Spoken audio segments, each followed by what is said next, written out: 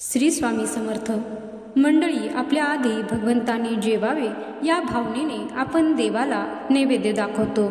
तो नैवेद्य दाखवताना काही सकारात्मकता, सुख, समृद्धी आणि सौभाग्य यासाठी लोक देवाची उपासना करतात।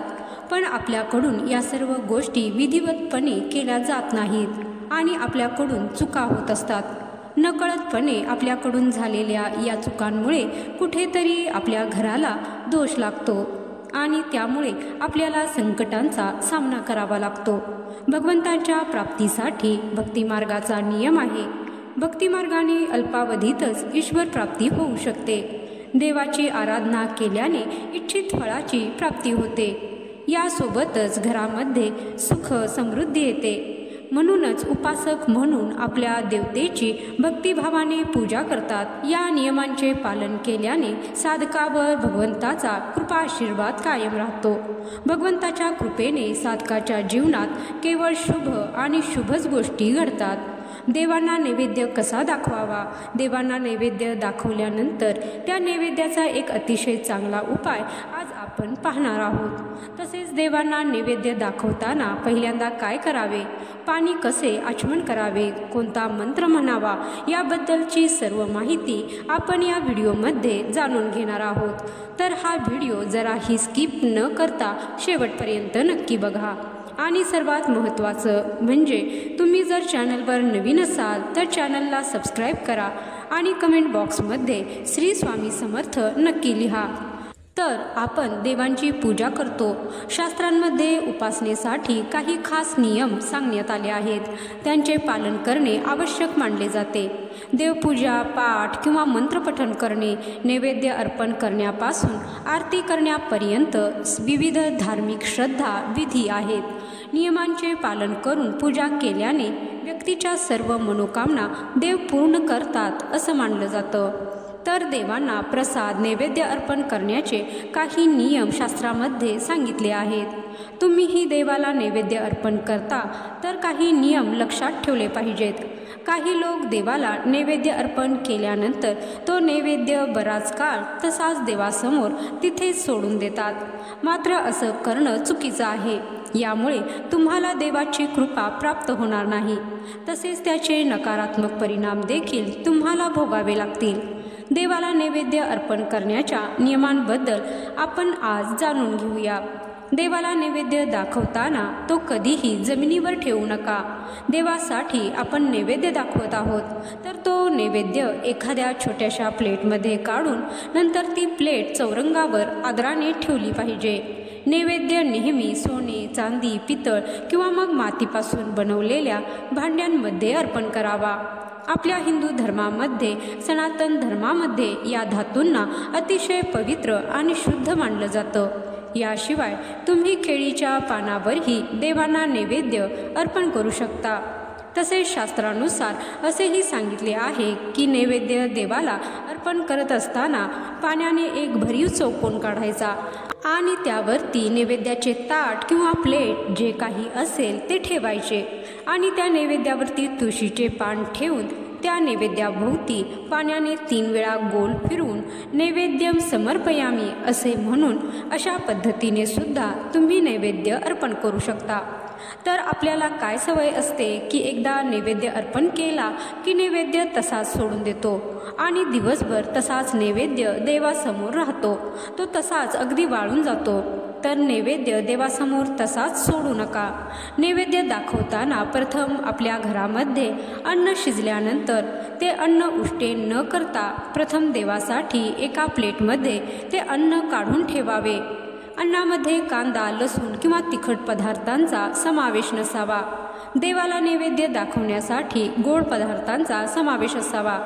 जरी आपण रोज गोड बनवत नसलो तरी सुद्धा आपण तूप, दही भात, साखर किंवा दूध भात, साखर किंवा गुळाचे पदार्थ असे गोड पदार्थ तुम्ही देवाला नैवेद्य म्हणून दाखवू शकता। स्वयंपाक झाल्यानंतर ताबडतोब परमेश्वराला नैवेद्य अर्पण करावा किंवा आपली रोजची देवपूजा झाल्यानंतर आरती म्हणून झाल्यावर आपण बाजूला काढून ठेवलेला नैवेद्य लगेचच देवाला दाखवावा आणि अर्पण केलेला नैवेद्य थोड्याच वेळाने आपण आपल्या घरातील लोकांसह ग्रहण करावा। असं केल्यामुळे आपल्यावर सकारात्मक परिणाम घडू शकतात आणि घरातील अडचणी, कष्ट, त्रास या सर्वातून आपली सुटका होऊ शकते। जर आपण देवासमोर नैवेद्य तसाच ठेवून दिला तर तुमच्या पूजेवर देव नाराज होऊ शकतात। असे मानले जाते की जर तुम्ही देवाला अर्पण केलेला नैवेद्य तसाच देवाच्या समोर ठेवला असेल तर नकारात्मक शक्ती आपल्या घरामध्ये वाढू शकतात आणि घरामध्ये आजारपण वाढते, अनेक समस्या वाढतात। म्हणूनच घरातील सर्व लोकांनी नैवेद्य मिळून खाल्ला पाहिजे। हा प्रसाद म्हणून आपण सेवन केले पाहिजे। असं केल्यामुळे आपल्या घरातील शारीरिक अडचणीसुद्धा दूर होऊ शकतात, कारण त्या नैवेद्यामध्ये सुद्धा सकारात्मक लहरींचा समावेश झालेला असतो। आणि जेव्हा आपण देवाला नैवेद्य अर्पण करतो तेव्हा ते अन्न नसून त्याचे प्रसादामध्ये रूपांतर होते, हे लक्षात असू द्या। नैवेद्य ताजा आणि स्वच्छ पद्धतीने बनवलेला सात्विक असावा। आपले मन स्वच्छ सात्विक असावे। नैवेद्य दाखवताना प्रेम आणि समर्पण भाव असावा। तसेच खऱ्या भक्तिभावाने देवाच्या मूर्तीला अर्पण केलेला नैवेद्य देवाला सुद्धा मान्य होतोच आणि तो प्रसादरूपी नैवेद्य तुम्ही तुमच्या घराच्या बरोबर जरी खाल्ला तरी त्याचे शुभ परिणाम तुम्हाला दिसून येतात। देवासमोरचा नैवेद्य खाल्ल्यामुळे देवसुद्धा आनंदी होतात। हा नैवेद्य खाल्ल्यामुळे देवांसाठी आदर व्यक्त करणे असा याचा अर्थ आहे। त्यामुळे देवही आपल्यावर प्रसन्न होतात, आपल्याला शुभ आशीर्वाद देतात। तर मंडळी, देवांसाठी नैवेद्य आपण जो अर्पण करत आहोत तो आपण ग्रहण करावा। सणवाराच्या दिवशी साग्र संगीत संपूर्ण भोजन देवांना सात्विक पद्धतीने अर्पण करू शकतो। रोजच्या रोज पूजेमध्ये आपण फळे किंवा स्वयंपाक जो काही बनवतो तो नैवेद्य देवांना अर्पण करू शकतो, पण सहसा देवांना नैवेद्य गोडच अर्पण करावा। जर योग्य पद्धतीने देवांना नैवेद्य अर्पण केला तर जीवनात आपणास अन्नधान्याची कमतरता कधीच भासणार नाही। सात्विक भोग भगवंताला अत्यंत प्रिय आहे। यासाठी सर्वप्रथम स्नान करावे, त्यानंतर स्वच्छ वस्त्र परिधान करून देवासाठी नैवेद्य तयार करावा। अन्न शिजवताना भगवंताचे ध्यान करावे, मनामध्ये सतत भगवंताचा जप करावा।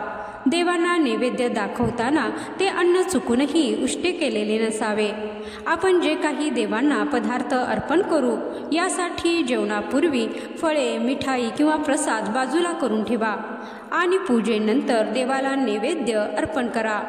पूजा आटोपल्यानंतर तर घरातील सदस्यांमध्ये प्रसादाचे वाटप करा। नैवेद्य अर्पण करतेवेळी कोणता मंत्र म्हटला पाहिजे? तर मंडळी, देव भक्तीचा भुकेला आहे, नैवेद्याचा नाही। पण आपण रोज भोजन करतो, मग देवासमोर फक्त साखर ठेवणे हे योग्य आहे का? तर आपण रोज भोजन ग्रहण करण्याआधी प्रथम देवांना ते अर्पण केले पाहिजे, नंतर आपण भोजन केले पाहिजे। सकाळचे नित्यकर्म करून स्नान वगैरे केल्यानंतर शुद्ध जलाने आपण घरामध्ये आपल्यासाठी जे भोजन बनवतो तेच देवांसाठी अर्पण केले पाहिजे। भोजन बनवल्यानंतर एका प्लेटमध्ये भोजन ठेवून देवासमोर ठेवावं। खरकट्या किंवा खराब हाताने देवाला नैवेद्य दाखवू नये। देवाला नैवेद्य दाखवताना आपले हात पाय स्वच्छ धुतलेले असावेत, स्वच्छ वस्त्र आपण परिधान केलेले असावे। एका प्लेटमध्ये जेव्हा आपण नैवेद्य घेतो तेव्हा एका पेल्यामध्ये पिण्याचे स्वच्छ पाणीसुद्धा घ्यावे। नंतर डाव्या हाताने उजव्या हातात पाणी घेऊन ओम प्राणाय स्वाहा, ओम आपनाय स्वाहा, ओम व्यानाय स्वाहा, ओम उदानाय स्वाहा, ओम समानाय स्वाहा हा मंत्र म्हणून नैवेद्य दाखवावा। किंवा मी वरती म्हटल्याप्रमाणे नैवेद्यम समर्पयामी असे नुसते बोलून नैवेद्य अर्पण केला तरी सुद्धा चालतो।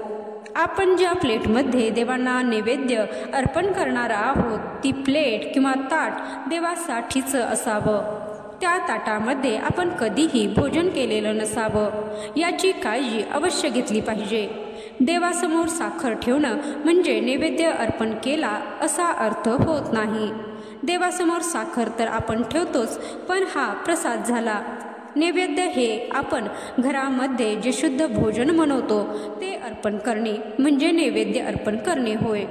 नैवेद्य आपल्या इच्छेनुसार आपण काहीही अर्पण करू शकतो, पण जो नैवेद्य देवांना अर्पण करणार आहोत तो आपल्या घरामध्येच बनलेला असावा। हिंदू धर्मामध्ये घरातील स्त्रीला लक्ष्मी आणि अन्नपूर्णेचे स्वरूप मानलं जातं, म्हणूनच तिच्या हाताने बनवलेलं सात्विक शुद्ध भोजन हे पवित्र आणि शुद्ध मानलं जातं। असं म्हटलं जातं की भोजन बनवणाऱ्याचे भाव आणि विचार त्या भोजनामध्ये उतरत असतात। शुद्ध व पवित्र भाव बाहेरून आणलेल्या भोजनात मिळणार नाहीत, म्हणूनच शक्यतो भोजन घरात बनवलेलं असावं। देवांना नैवेद्य अर्पण करण्याचे नियम काय हे थोडक्यात पाहूया। तर मंडळी, आपण नैवेद्य अर्पण करते वेळी 2 मिनिट डोळे बंद करून देवासमोर हात जोडून देवांना म्हणायचे आहे की देवा, यथाशक्ती यथाभक्ती मनोभावे आपणास मी नैवेद्य अर्पण करत आहे, याचा तुम्ही स्वीकार करावा। आता देवांना अर्पण केलेल्या नैवेद्याचं नंतर काय करावे, तर आपण देवांना नैवेद्य अर्पण केलेला असतो तेव्हा तो कुटुंबातील सर्व लोकांनी मिळून प्रसाद म्हणून तो नैवेद्य ग्रहण करावा। मंडळी, देवांना नैवेद्य अर्पण केल्यानंतर त्याच्या बाजूला एक पाण्याचा तांब्या भरून ठेवावा। त्या तांब्यावर एक छोटीशी प्लेट किंवा वाटी झाकून ठेवावी, त्यामध्ये कचरा पडणार नाही याची काळजी घ्यावी। हे पाणी देवाची शक्ती ग्रहण करते व ते पाणी अमृतसमान होत असते। ते पाणी पूजा झाल्यानंतर फेकू नका, ते पाणी आपण स्वयंपाक बनवताना त्यामध्ये उपयोग करा। देवांची पवित्र ऊर्जा त्या पाण्यामध्ये उतरत असते आणि हे पाणी खूप पवित्र बनतं। अशा पाण्याला आपण स्वयंपाकामध्ये वापरू शकतो, यामुळे आपले अनेक प्रकारचे रोग आणि दोष नष्ट होतात। सरतेशेवटी देवाला आवाहन करून म्हणावे, तुझ्या ठिकाणी माझी भक्ती अचल असू दे, इहलोकीची कामना पूर्ण होऊन परलोकी उत्तम गती मिळू दे। तुझ्या कृपा आशीर्वादाने नैवेद्यार्थी वाढलेल्या अन्नात प्रसादत्व उतरू दे आणि अन्नभक्षण केल्यावर आम्हाला चांगल्या कार्याची प्रेरणा सदैव मिळू दे। असा असतो नैवेद्यविधी। हे सर्व करताना जरी वेळ लागत असला तरी नैवेद्य दाखवताना अवघ्या काही क्षणांचा अवधी लागतो, कारण रोज हे केल्यामुळे आपल्याला आपोआप या गोष्टींची सवय लागते। त्यामुळे यासाठी वेळ जरूर काढावा, देवाशी क्षणभर संवाद साधावा। आपले आप्त व नातलगांना आपण जसा प्रेमाने आग्रह करतो तसा देवांना करावा आणि त्यांच्या आशीर्वादाने आपल्याला सुग्रास भोजन मिळत आहे याबद्दल देवाकडे मनापासून कृतज्ञता व्यक्त करावी। आपल्याप्रमाणे प्रत्येक जीवाला 2 वेळचे पोटभर भोजन रोज मिळो अशी प्रार्थना करावी आणि मग तो प्रसाद ग्रहण करावा। आपण जे खातो ते देवाच्या कृपेने, म्हणून पहिला घास त्याला आणि प्रेम समर्पण वृत्ती नैवेद्य विधीत आवश्यक असते। मग बघा देव जेवायला येतो की नाही। कौन कहते है भगवान खाते नहीं, तुम शबरी के जैसे खिलाते नहीं। तर मंडळी, आपण नैवेद्य कसा अर्पण करायचा याच्यावर सविस्तर माहिती पाहिलेली आहे। हा माहितीपूर्ण व्हिडिओ तुम्हाला आवडला असेल तर एक लाईक नक्की करा आणि चॅनलला सबस्क्राईब करा। या व्हिडिओला जास्तीत जास्त शेअर करा, जेणेकरून ही माहिती तुम्हा सर्वांना उपयोगी पडेल। व्हिडिओ शेवटपर्यंत पाहिल्याबद्दल धन्यवाद। जय श्री स्वामी समर्थ। जय श्री स्वामी समर्थ।